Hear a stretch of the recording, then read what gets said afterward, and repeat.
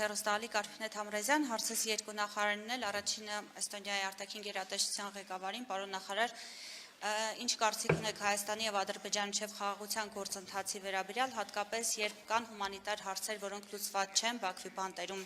դեռևս հայեր են պահվում, հնարավոր է հաստատել ամուր խաղաղություն, երբ այդ հարցերը լուծված չեն, եւ պարոն Միրզոյան, այս առումով ունենք նորություն, հատկապես երբ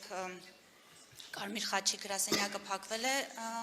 Բաքվում, Ադրբեջանում եւ մեր հայրենակիցների առնչությամբ կոշտ եւ շատ ծանր մեղադրանքներով է շրջանառվում։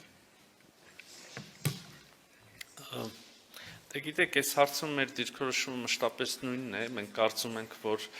խաղաղությունը, որ հաստատված է, իհարկե հետագա ինստիտուցիոնալացման կարիք ունի ակնհայտորեն, խաղաղությունը կա, մենք դրա պտուղները վայելում ենք եւ միևնույն ժամանակ մենք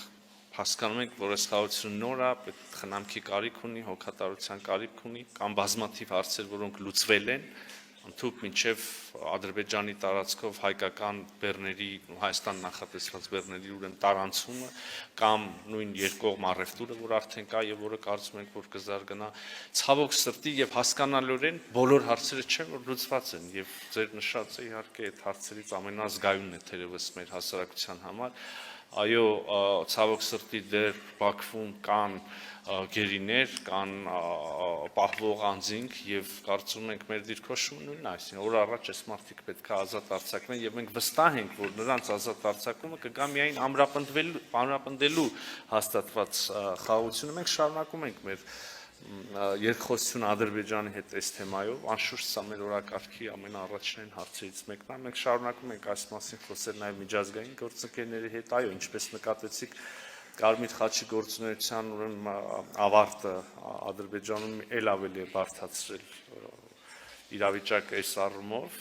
այսինքն համաձայնվում ենք, որ խնդիրը կա եւ շարունակում ենք մեր ջանքերը այդ ուղղությամբ։ Նորություն չկա,